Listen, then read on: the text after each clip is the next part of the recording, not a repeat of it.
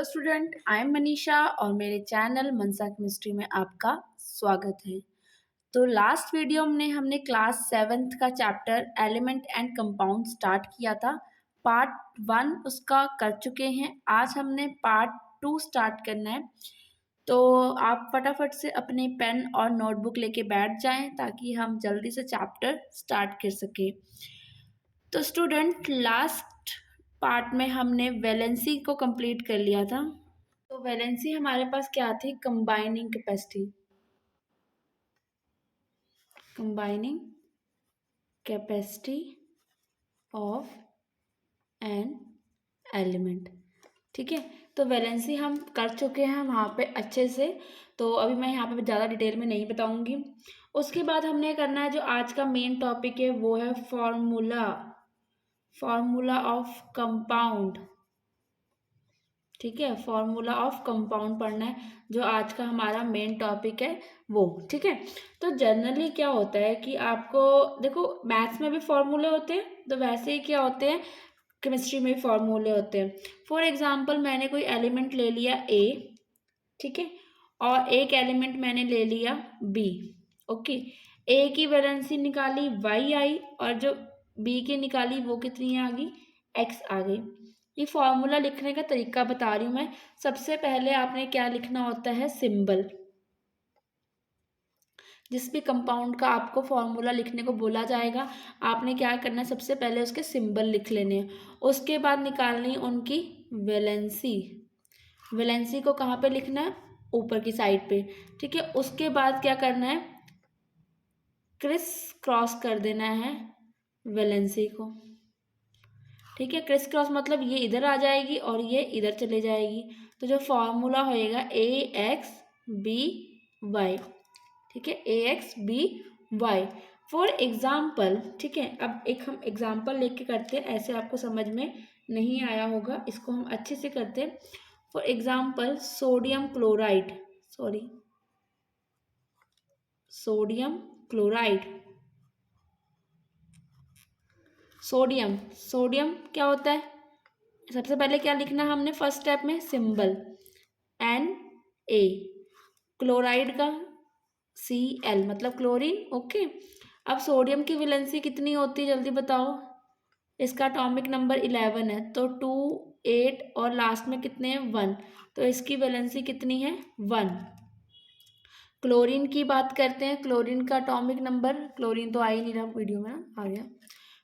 Chlorine का atomic number 17, तो क्या लिखेंगे, 2 8 7। अब इसमें बताया था वैलेंसी 7 होगी, नहीं, वैलेंसी 7 नहीं होगी। इसको हम कैसे करेंगे, 8 - 7 1। ठीक है, तो क्लोरीन की वैलेंसी भी कितनी है, 1 है। ठीक है, प्लस माइनस में अभी नहीं लिख रही हूँ, आपको लिखना आप लिख सकते हो, कोई ज़रूरत नहीं है। तो फिर उसके बाद क्या करेंगे, स्टेप क्या है, क्रिस क्रॉस वाला।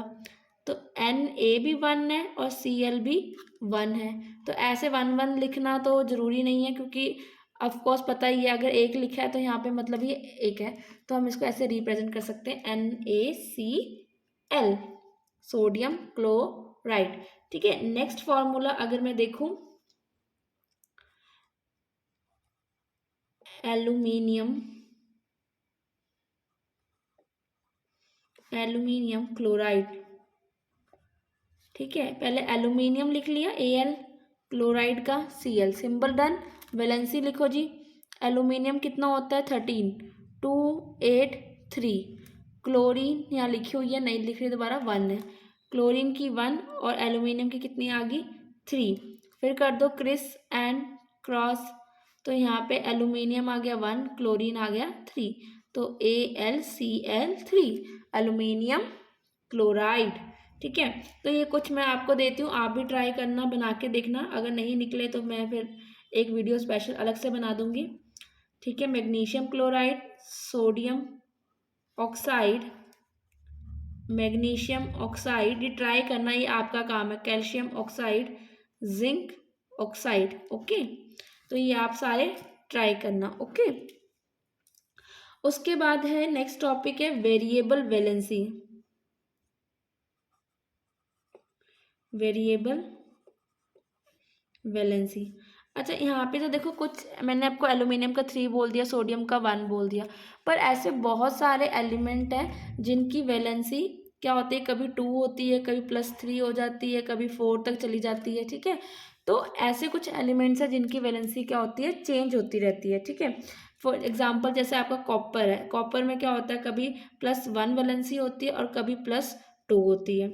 आयरन F2 पॉजिटिव में भी होता है और Fe3 पॉजिटिव में भी होता है, तो ये चेंज होती रहती है। तो ये अभी आपको जस्ट इतना पता होना चाहिए कि वेरिएबल वैलेंसी भी कुछ नाम की चीज़ है, ज़्यादा आपके सिलेबस में अभी है नहीं है, तो बस इतना याद रखो कि कुछ कंपाउंड्स ऐसे हैं जैसे कि कॉपर, आयरन, ठीक है, तो ये चेंज करते हैं अपनी वैलेंसी, एक वैलेंसी नहीं, इनकी दो दो वैलेंसियाँ होती हैं, ठीक है।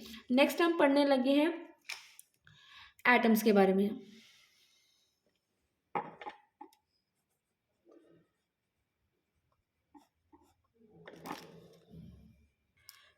तो जैसे कि हमने फर्स्ट वीडियो में पढ़ा था, मैंने आपको बताया था जो एटम है वो इनडिविजिबल है, ठीक है, इनडिविजिबल है, ठीक है। पर जैसे कि आपको बताया था कि मैंने कोई एलिमेंट ले लिया, ठीक है, जैसे एलिमेंट लिया मैंने गोल्ड का, ठीक है, AU, तो इसके अंदर बहुत सारे एटम्स होंगे या मॉलिक्यूल्स होंगे, वो भी किसके होंगे, सारे गोल्ड के होंगे, ठीक है, कोई भी एक आधा ले लो जो भी लेना है। तो बहुत सारे साइंटिस्ट आए, ठीक है, बहुत सारे साइंटिस्ट आए, जैसे J.J. थॉमसन, ठीक है, लॉर्ड रदरफोर्ड, जेम्स चैडविक, और तो इन्होंने क्या करा, इनको चैन नहीं आया, इन्होंने कहा कि अगर एलिमेंट के अंदर एटम्स पड़े हैं, ठीक है, तो एटम के अंदर भी तो कुछ ना कुछ होगा ना, तो एटम के अंदर भी क्या होगा, कुछ ना कुछ प्रेजेंट होगा।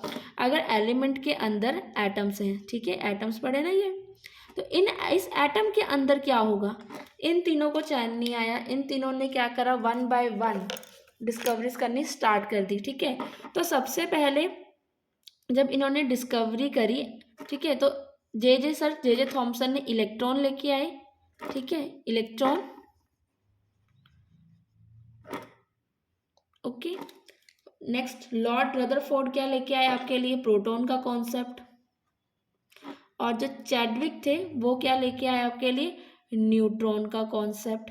तो अब यहाँ से जब ये 3 कॉन्सेप्ट निकल के आए तो हमें पता लगा कि एटम जो है मेड अप ऑफ कौन से पार्टिकल हो गए, ये फंडामेंटल पार्टिकल,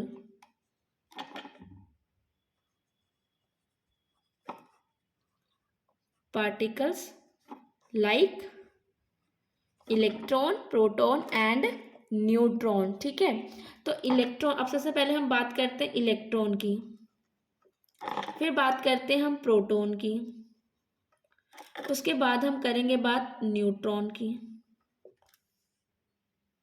अगर मैं सबसे पहले बात करूं इलेक्ट्रॉन की नंबर 1 पे, तो इलेक्ट्रॉन, ठीक है, इलेक्ट्रॉन क्या होता है, इलेक्ट्रॉन पे होता है negative charge, negative charge, negative लिखा है NEGATIV, नेगेटिव, ठीक है।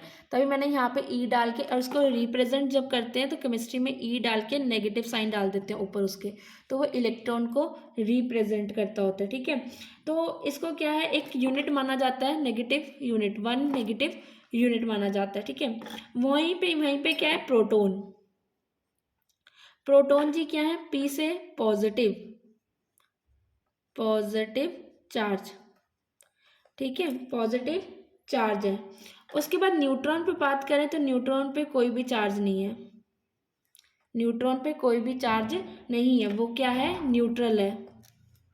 अब बात में माइंड में क्वेश्चन ये आता है कि एटम के अंदर, ठीक है, जब इन्होंने बता लिया कि फंडामेंटल पार्टिकल्स होते हैं, तो अब क्वेश्चन अराइज हुआ कि ये फंडामेंटल पार्टिकल अरेंज कैसे होते हैं, ठीक है, फंडामेंटल पार्टिकल अरेंज कैसे होते हैं। अब हम नेक्स्ट इसका पढ़ेंगे arrangement of fundamental particle in atom. तो चलिए जो हमारा अगला टॉपिक है वो है द अरेंजमेंट ऑफ सब atomic particle in atom, atom के अंदर पार्टिकल कैसे अरेंज होते है। तो सबसे पहले मैं आपको बताऊं, जो एटम की जो शेप मानी जाती है वो स्फेयर मानी जाती है, ठीक है। सेंटर में कौन होता है आपका? न्यूक्लियस। सेंटर में कौन होता है? न्यूक्लियस ही होते हैं, ओके। सेंटर में न्यूक्लियस होता है, और न्यूक्लियस में क्या होता है, मतलब जो एटम का सेंटर है ना उसको न्यूक्लियस बोलते हैं। और न्यूक्लियस के अंदर क्या होता है हमारे? न्यूक्लियस के अंदर हमारे पास प्रोटॉन, प्रोटॉन मतलब पॉजिटिव, और न्यूट्रॉन, न्यूट्रॉन मतलब कोई भी चार्ज नहीं, ठीक है। प्रोटॉन एंड न्यूट्रॉन होते हैं, ठीक है, P+N होते हैं। उसके बाद क्या होता है कि न्यूक्लियस के अराउंड क्या होते हैं? छोटे छोटे सर्कुलर पाथ्स होते हैं, ठीक है। जैसे कि अपने सोलर सिस्टम में होता है ना, बीच में सन होता है और उसके अराउंड क्या होता है? प्लैनेट्स मूव करते हैं। सेम वैसे ही क्या होता है, सेंटर में हमारा होता है न्यूक्लियस, और न्यूक्लियस के अराउंड में क्या होता है? इलेक्ट्रॉन। इलेक्ट्रॉन क्या करता होता है? मूव करता होता है इसके सराउंडिंग में, ठीक है। उसके सराउंडिंग में क्या होता है? इलेक्ट्रॉन्स क्या करते हैं? मूव करते होते हैं, ठीक है। उसके बाद नेक्स्ट शेल आ जाएगा, तो नेक्स्ट शेल में क्या हो जाएंगे? इलेक्ट्रॉन आ जाएंगे। मैंने वैलेंसी वाले चैप्टर में बताया था ना कि इसमें शेल्स होते हैं, तो यही शेल्स मैंने बताए थे कि ये पहला वाला जो है वो के शेल है, K, L एंड उसके बाद M। इसमें कितने इलेक्ट्रॉन आ जाएंगे आपके? 8 इलेक्ट्रॉन आते हैं,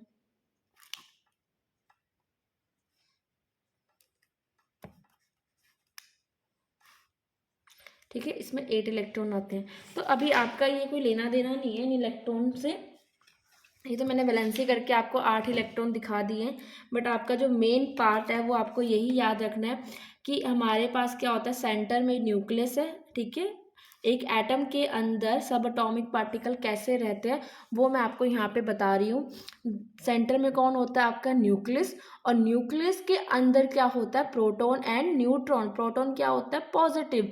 और बाहर जो एक ऑर्बिट होता है न्यूक्लियस के अराउंड, उसमें होता है इलेक्ट्रॉन। इलेक्ट्रॉन क्या है? Negative charge. और एक atom, an atom is neutral. जो एटम होता है वो न्यूट्रल होता है, एटम पे कोई भी चार्ज नहीं होता। क्यों?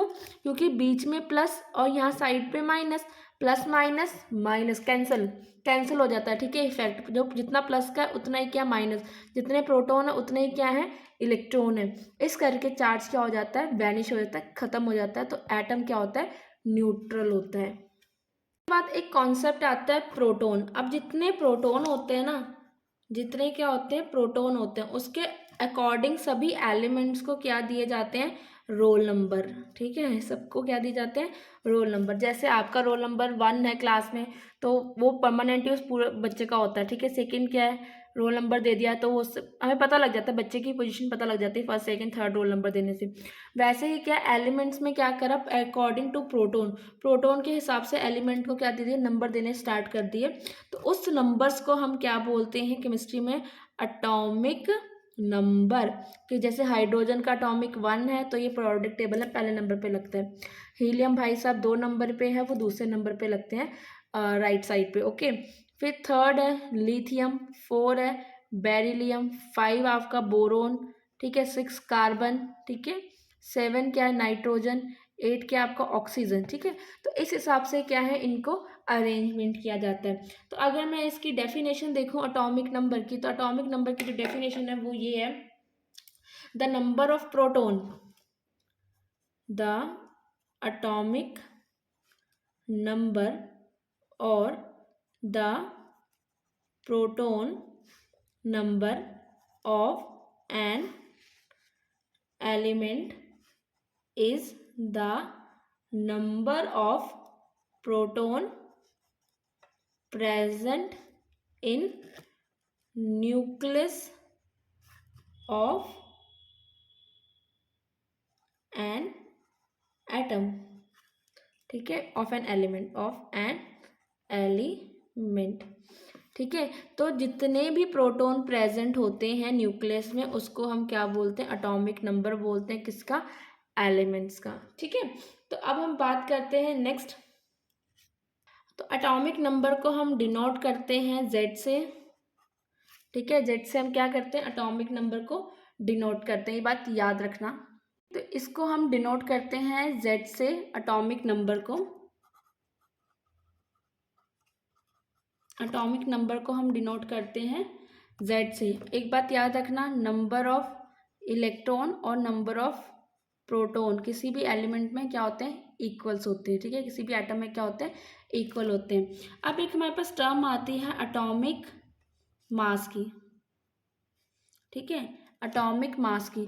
तो वहाँ पे हम क्या लेते हैं, सम लेते हैं इलेक्ट्रॉन और प्रोटॉन का, बट इलेक्ट्रॉन का तो मास क्या है, निग्लिजिबल है, ठीक है। तो हम क्या लेते हैं, एटॉमिक मास, जो हमारा एटॉमिक मास है वो किसके बराबर होता है, number of proton and number of neutron के बराबर। और एटॉमिक मास को हम डिनोट करते हैं कैपिटल ए से, एटॉमिक नंबर को जेड से, एटॉमिक मास को हम किससे करते हैं, किससे करते हैं बताओ जल्दी से, हाँ ए से। ओके, बात को याद रखना। अब पेपर में क्वेश्चन क्या आता है, देखो ए इज इक्वल्स टू, आपको पता होना चाहिए N P plus, sorry N neutron आना था, न्यूट्रॉन, ओके न्यूट्रॉन आएगा यहाँ पे, ठीक है। ए इज इक्वल्स टू, अब यहाँ पे बाई चांस क्वेश्चन क्या आता है पता है आपके पास, यहाँ पे आपके पास क्वेश्चन आता है कि आप नंबर ऑफ न्यूट्रॉन निकालो। तो यहाँ पे आप क्या करोगे, नंबर ऑफ न्यूट्रॉन निकालना, उसको इस साइड रहने दो, A minus number of proton and number of neutron इस साइड ही रह जाएगा, ठीक है। तो अब आपको पता है number of proton, number of proton किसके बराबर होता है, एटॉमिक नंबर के, एटॉमिक नंबर, क्योंकि मैंने आपको बोला था कि जो एटॉमिक नंबर होता है वो किस करके आता है, वो प्रोटॉन करके आता है। तो यहाँ पे मैं ए माइनस जेड लिख सकती हूँ प्रोटॉन की जगह पे। तो यहाँ पे मेरे क्या निकल आएंगे, न्यूट्रॉन, क्या निकल के आएंगे, नंबर ऑफ न्यूट्रॉन। तो यहाँ से ये फॉर्मूला बन गया। अगर आपको जब भी न्यूट्रॉन फाइंड आउट करने हैं तो आप फॉर्मूला क्या लगाओगे, ए माइनस जेड का, ठीक है, ए माइनस जेड। आगे क्वेश्चन आएंगे वो हम इसको निकालने सीखेंगे, ठीक है, ये बात आप एक याद रख लेना। उसके बाद क्या आता है, न्यूक्लाइड सिंबल कि हम इसको रिप्रेजेंटेशन कभी कैसे देते हैं, कि अगर हमने एक सिंबल के साथ लिखना है, तो ये हमने कोई भी एलिमेंट ले लिया, ऊपर हमेशा हमने लिखना है मास नंबर और उसके पैर पे लिखना उसका एटॉमिक नंबर, ठीक है। ये एक्स जो है वो है सिंबल, ठीक है, एक्स क्या है आपका सिंबल, ए क्या है आपका मास नंबर और जेड क्या है आपका एटॉमिक नंबर, ओके, तीन चीजें हैं। फॉर एग्जाम्पल मैंने अगर लिखना है हीलियम, एक्स की जगह पे सिंबल आ गया हीलियम, हीलियम का एटॉमिक नंबर 2 और इसका मास नंबर कितना होता है 4। तो इसको ऐसे हम क्या करेंगे, रिप्रेजेंटेशन देते हैं, ठीक है। नेक्स्ट अब और एक अच्छी बात करते हैं, मैंने आपको बताया था सेंटर में कौन होता है, न्यूक्लियस, न्यूक्लियस के अराउंड क्या होते हैं, शेल्स होते हैं, ठीक है, न्यूक्लियस के अराउंड क्या होते हैं, शेल होते हैं, जहाँ पे क्या होता है इलेक्ट्रॉन ने घूमना होता है, गेड़ी देनी होती है, मतलब आसपास आसपास। तो देखो सबसे पहले जो शेल होता है ना, उस शेल को हम बोलते हैं के शेल, उसके बाद एम शेल, सॉरी एल, के एल एंड एम, उसके बाद एन आ जाएगा, तो इसको हम बोलते हैं इलेक्ट्रॉन शेल, इलेक्ट्रॉन शेल बोलते हैं इसको। तो देखिए अगर हम, मैंने आपको लास्ट में बताया था कि नंबर ऑफ न्यूट्रॉन निकालेंगे, तो हम जैसे केस ले लिया नाइट्रोजन का, वो मैंने पहले इसलिए बता दिया आपको कि अब मैं ऐसे लिखूंगी तो आपको पता लग जाएगा।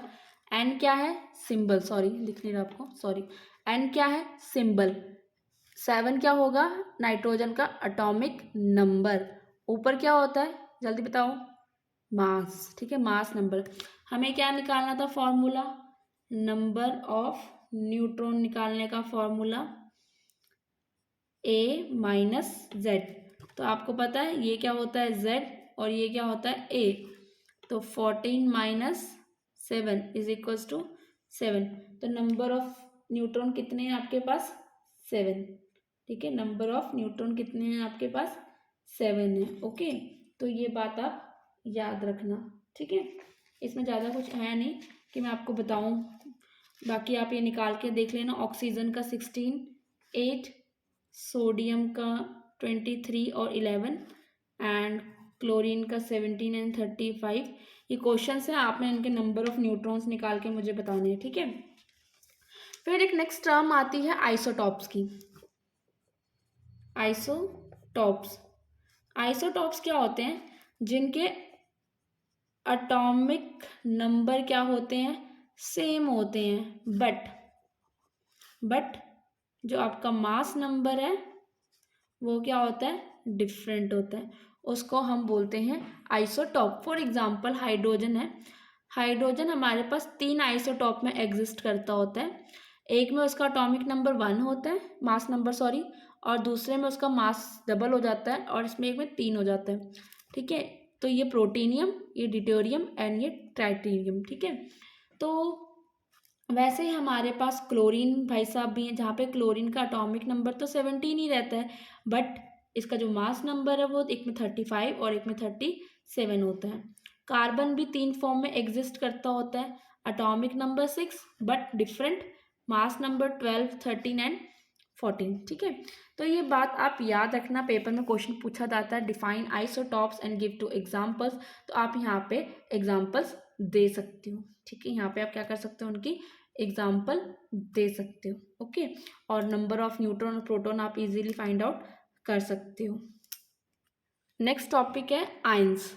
ठीक है, आपके 2 टॉपिक बचते हैं, एक तो आयंस है और एक रेडिकल्स है। ठीक है, तो जो आयंस है वो तो मैं यहाँ पे पढ़ा देती हूँ, बट जो रेडिकल्स है ना, इसकी आप वीडियो सर्च मार सकते हो। But what do you mean by radicals and compound radicals by Mansa chemistry, तो वहाँ पे आपको डिटेल से मतलब ये चैप्टर क्वेश्चन मिल जाएगा एज इट इज़। ओके, तो अभी मैं सिर्फ आपको आयंस पढ़ा रही हूँ, आयंस क्या होते हैं।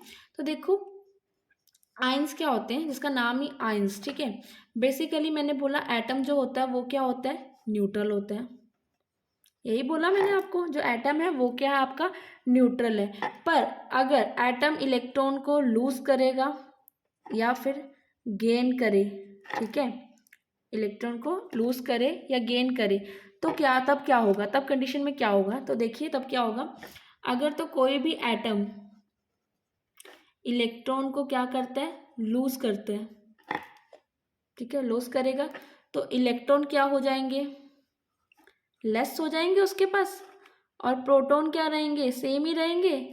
अगर एक एटम के पास 5 प्रोटॉन है और 5 ही क्या इलेक्ट्रॉन्स हैं, ठीक है, उस अब देखो प्रोटॉन तो न्यूक्लियस के अंदर है, वो तो बाहर नहीं निकलेगा क्योंकि पॉजिटिव है, इलेक्ट्रॉन बाहर होता है। अगर मैंने एक इलेक्ट्रॉन को लूज कर दिया, एक इलेक्ट्रॉन क्या कर दिया मैंने, लूज कर दिया, ठीक है, तो यहाँ पे 5 प्रोटॉन और 4 क्या हो गए, इलेक्ट्रॉन्स हो गए।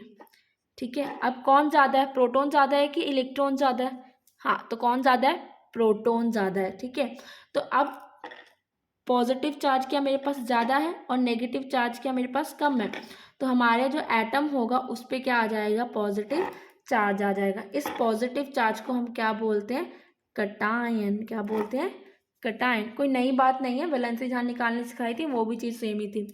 फॉर एग्जाम्पल मेरे पास लिथियम है, एटॉमिक नंबर 3 है, ठीक है, इसके पास वैलेंसीज होती हैं, इसके K L M, तो 2, और यहाँ पे क्या आ गया लास्ट शेल में 1, तो 1 इलेक्ट्रॉन क्या कर देगा, ये लूज कर देगा, 1 इलेक्ट्रॉन क्या कर दिया इसने, लूज कर दिया, तो लिथियम पे कितना चार्ज आया जाएगा, पॉजिटिव, जब लूज करेगा तो 1 पॉजिटिव चार्ज आ जाएगा। ओके, वैसे मैं बात करूँ, अगर एटम, कोई भी एटम ले लिया मैंने, अगर उसके पास 5 प्रोटॉन है और 5 इलेक्ट्रॉन है, अब उसने क्या करा, इस बारी उसने गेन कर लिया 1 इलेक्ट्रॉन, तो यहाँ पे 5 प्रोटॉन हो गए और 6 इलेक्ट्रॉन हो गए।